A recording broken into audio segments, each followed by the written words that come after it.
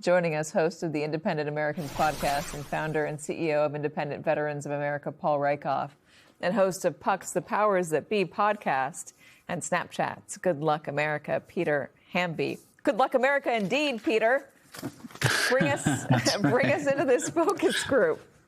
It's not just a clever name, as Wayne would say from Wayne's World. So John, who you mentioned, great pollster who focuses on the Gen Z vote, created this AI platform called CrowdVox. Put that aside. It's able to do focus groups at scale. And so I was talking to John, and I'm glad you pulled those quotes. I said, what do young men who voted for Donald Trump in 2024, remember, in exit polls, think about the war in Iran? Because I was flashing back to my campus travels during the campaign for my Snapchat show, talking to college students, and young men brought up over and over again, they were worried about foreign wars. They were worried about being drafted. Maybe that sounded silly, but Donald Trump won in part and built a coalition of young men, Hispanics, college-educated white men, independent voters on top of MAGA, based on ending foreign wars and refocusing those commitments over here. And so there's a trust issue with young men. And these quotes you pulled, those are, by the way, Katie, the exact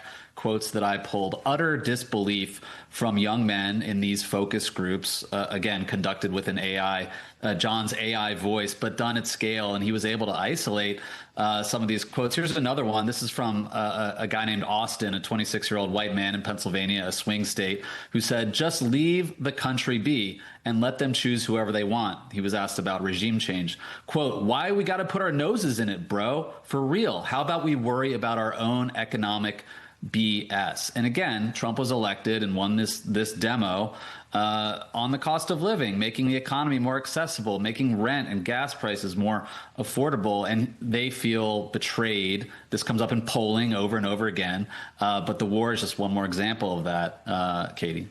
You know, it's true because they sound just like my 16-year-old. Paul, talk to me about, I mean, we started off with this. This generation grew up in the shadow of what you had to do in Iraq and Afghanistan, what folks like you had to do. The war was a mess. It was a mess. It cost a lot of American lives. It cost a lot of local lives. It cost a whole lot of money, and it did a bad number on our reputation. They saw this. They were raised on it. They saw Donald Trump come out and say he was always against it, even though he wasn't. He saw him campaign on never starting a foreign war and not being like these other dummies out there.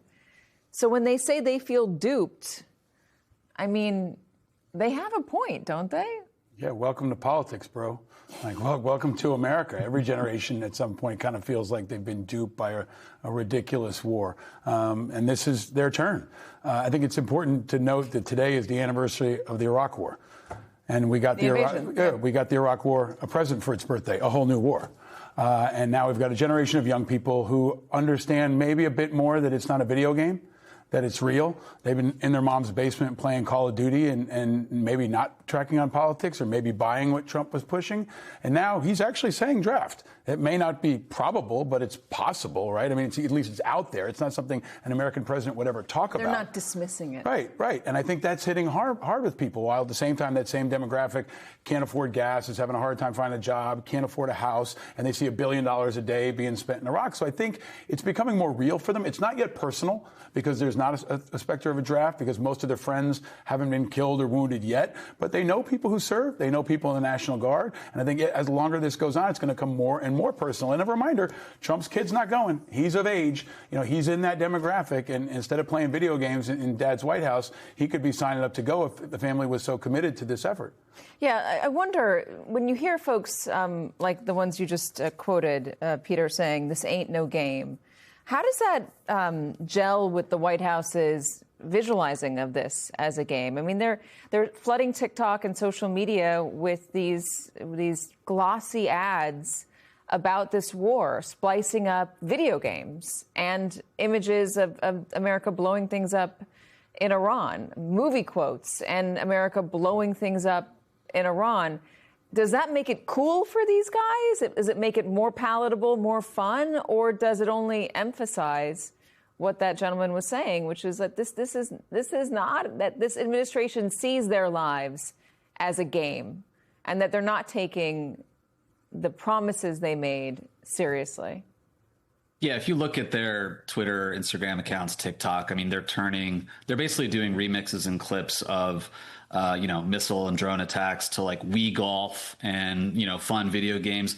Every White House comes into their first or second term, in this case, feeling pretty cocky. The White House, the Trump White House in particular, they really, to me, Katie, have always felt like they're just talking to their own people. And it's a weird kind of misplaced sense of bravado because the public opinion polling does not bear out support for this war. Poll after poll after poll shows majorities are against it. Independents are against it. That coalition I mentioned, on top of MAGA, those swing voters, they're against it. It remarkably cheapens the conflict also with there. I think over a dozen U.S. service members have been killed to put out these video game clips. Who is this for? It almost feels like they're talking to each other. One more thing I want to point out on the subject of cost, the New York Times pointed out, speaking of Iraq, we were there for about 13 years and spent $800 billion on that war. And the Pentagon just asked Congress for $200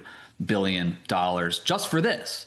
And so when you talk about the cost and money and the things that J.D. Vance and Donald Trump said on the campaign trail, take the money we're spending on Ukraine, on Israel, and put it back into hardworking Americans' pockets, this just flies directly in the face of that. It's so remarkable. It's so brazen.